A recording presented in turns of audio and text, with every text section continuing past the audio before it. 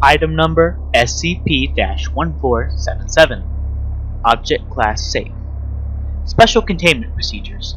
SCP-1477 is currently contained in a high-security vault at Sector 45 with Level 4 access. Following Incident 1477-01, testing with SCP-1477 has been suspended. Accessing Archive Test Procedures 1477-01.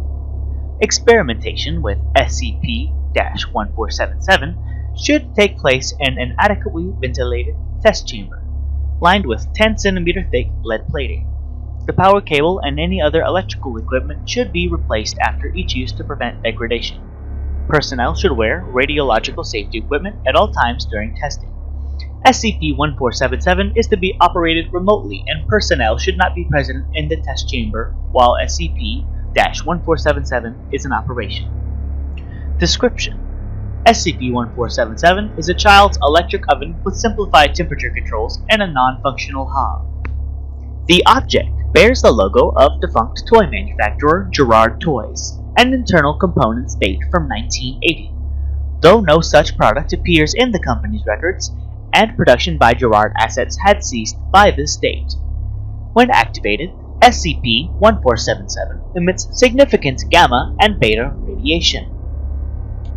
Matter placed within SCP-1477 while it is activated undergoes spontaneous nuclear transmutation, converting into a lighter element.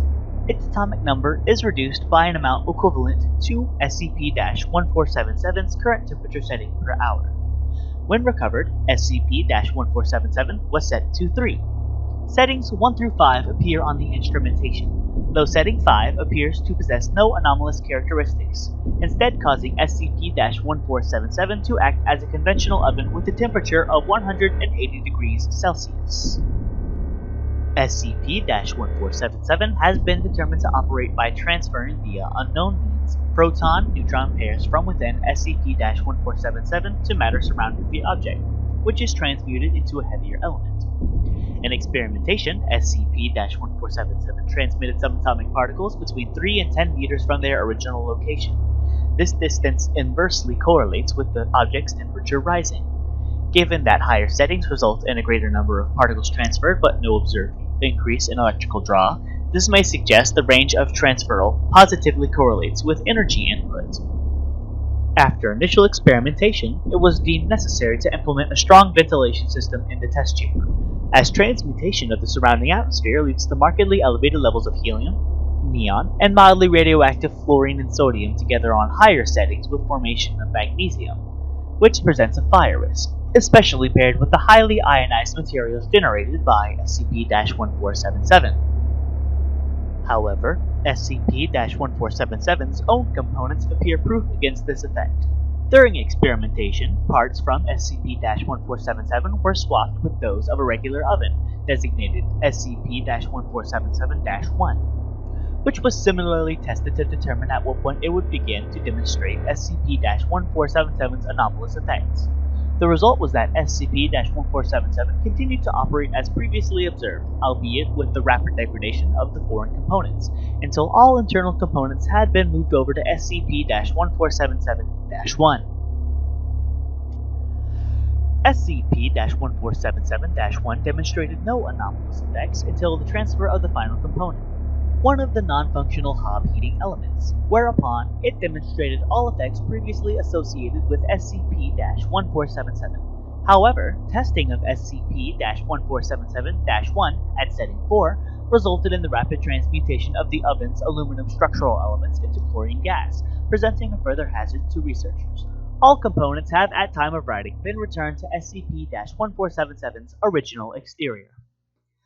Recovery Log SCP-1477. SCP-1477 was recovered from a suburban residence in North Hampshire, England, after Foundation personnel were notified of a major radiological hazard.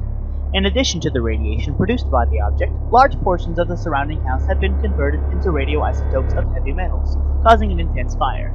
SCP-1477 was found, largely undamaged, in what had been a first-story bedroom. The only survivor, Ms. Catherine N., age 38, died 2 days later in Foundation custody and was unable to provide clear insight into SCP-1477's origins. Human skeletal remains comprised primarily of titanium, presumably having decayed from vanadium-46, were found in proximity to SCP-1477. Dental records were matched to Alfie N, age 9. On recovery, traces of mercury and platinum were found in SCP-1477's interior, together with a thin sheet of lithium bearing writing in what tests revealed to be a compound of sulfur. Much of the text was illegible with the exception of the following fragment, which appears to be an excerpt from the alchemical Ripley scroll. "And the sea without lees, illegible, eating his wings variable and maketh himself yet full stable. When all his feathers be from him gone, he standeth still here as a stone, illegible, and also the stone to quicken the dead." Incident Report 1477-01. On March 4, 2012, use of SCP-1477 was approved to generate a quantity of elemental gallium for use in the containment of SCP data expunged. The approved procedure required continuous use of SCP-1477 at its lowest setting to reduce the atomic number of samples of arsenic. The first sample was converted through germanium to gallium correctly and the second sample inserted. During this period, it appears that an area of lead plating in SCP-1477's containment area was converted to bismuth and subsequently polonium. Previous testing at higher temperature settings had failed to produce this effect, as the radius of SCP-1477's effect was insufficient to reach the walls of the test chamber. At 2 hours 5 minutes into the experiment, a significant mass of the plating was converted into astatine and explosively vaporized, causing 12 casualties, including 3 fatalities. Agents B and B subsequently retrieved SCP-1477 from the containment unit and removed it from the facility by force. The object was recovered 7 hours later when the Foundation vehicle used was located on the A3 near Guilford. Both agents had been immobilized by radiation poisoning and subsequently expired. Interrogation of Agent B before his death revealed that both men had been in the employ of the CI, having hoped to obtain SCP-1477 and utilize its properties for financial gain. Whether this is linked to the rumored decline in effectiveness of the anomalous object known as the Staff of Hermes remains unknown. It is believed that Agent P deliberately orchestrated the experiment, which led to Incident 147-01, and all personnel involved in the formulation and approval of this experiment remain under investigation to determine any further links to the group. SCP-1477 appears to have sustained damage during the incident, and its instrumentation no longer reliably corresponds to the change in atomic number affected. This loss of predictability militates against further experimentation with SCP-1477.